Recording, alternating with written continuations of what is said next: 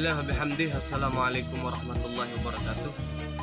Alhamdulillah, Allahumma aslih ummata Muhammadin sallallahu alaihi wasallam, farrij an ummati Muhammadin sallallahu alaihi wasallam, warham ummata Muhammadin sallallahu alaihi wasallam, wanshur wahfaz nahdatal watani fil alamin bihaqqi Muhammadin sallallahu alaihi wasallam. Amma ba'd. Baik teman-teman, ini adalah buku karangan Al-Maghfurullah Maulana Syekh, yaitu Wasiat Renungan Masa, yang kemarin salah satu isinya tentang Gunung Semeru sudah kita bahas ya. Dan sekarang saya tertarik dengan salah satu bait wasiat beliau di sini ya. Ada bait wasiat beliau yang membuat saya tertarik untuk membahasnya. Maka sekarang di sini saya akan membahasnya ya.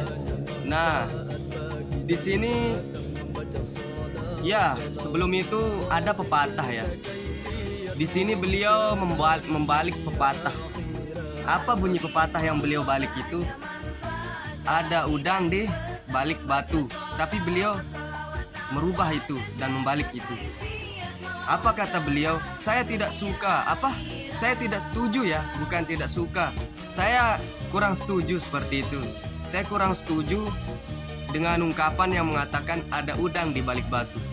Makanya beliau mengatakan ada batu di balik udang. Apa bunyi syair yang beliau buat?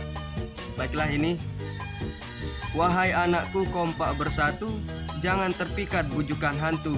Bersilat lidah setiap waktu, di balik udang batu di situ. Nah, semula kan bunyinya ada udang di balik batu, tapi beliau mengatakan di balik udang batu di situ. Ada batu di balik udang. Ini yang perlu saya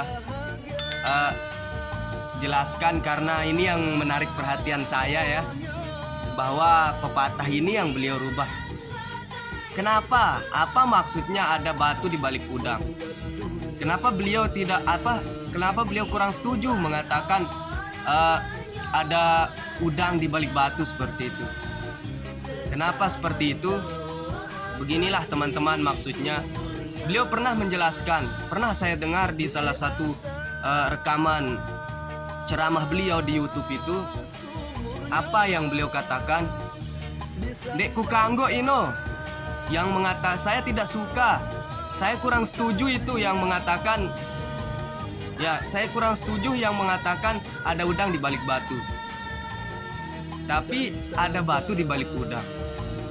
Maknanya adalah menurut beliau, setelah orang memberikan kita udang hanya sebiji, kemudian setelah itu batu yang sangat besar akan menimpa kita. Itulah maksud beliau. Jadi maknanya sangat dalam sekali ya. Terlebih dalam kehidupan kita ini. Jadi mulai dari hal perdagangan lah contohnya ya. Orang berdagang banyak yang penting untungnya saja seperti itu. Yang penting untung. Untung itu diibaratkan udang yang tidak seberapa ya, udang yang tidak seberapa kecilnya untung yang didapatkan itu. Tapi dia menipu orang misalnya. Dia berdagang, dia menipu orang demi keuntungan yang sangat besar. Itu keuntungan yang sangat besar itu tidak seberapa sebenarnya. Nanti setelah itu ada batu yang sangat besar yang menimpa dia, sehingga dia tidak akan memperoleh keuntungan lagi. Setelah dia menipu orang misalnya dalam perdagangannya misal, batinya itu untungnya itu sedikit. Dan nanti orang-orang yang sudah ketipu mana mungkin akan mau belanja lagi sama dia. Itu kan suatu kerugian.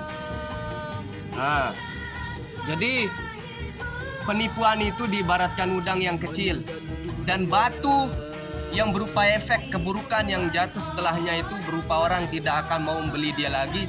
Itu diibaratkan batu yang sangat besar yang akan menimpa setelah keuntungan yang sedikit. Apa lanjutan syair beliau?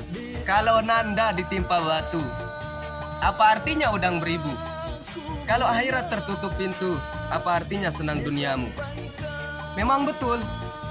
Kalau kita sudah ditimpa batu percuma udang yang banyak, itu nggak ada gunanya udang yang banyak. Ya, kita dapat sekarang udang banyak misal, tapi batu sangat besar menimpa kita. Apakah bisa kita akan mengkonsumsi udang itu? Enggak kan, enggak seperti itu. Nah, itu makanya beliau katakan tidak ada gunanya udang beribu kalau kita tertimpa batu. Kita tidak akan bisa mengkonsumsinya seperti itu. Banyak lagi di dalam kehidupan ya.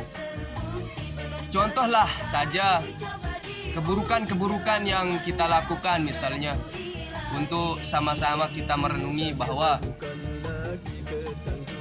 banyak sekali di kehidupan ini yang kita lakukan membuang-buang waktu ya, seperti itu. Padahal kesenangan kita yang mempergunakan waktu tidak sesuai itu sebenarnya tidak ada apa-apanya ya. Nanti setelah kita senang bermain-main dengan waktu kita dengan hal-hal yang tidak bermanfaat, misalnya kita gunakan waktu yang banyak dan panjang untuk hal-hal yang tidak bermanfaat, nauzubillah min dzalik.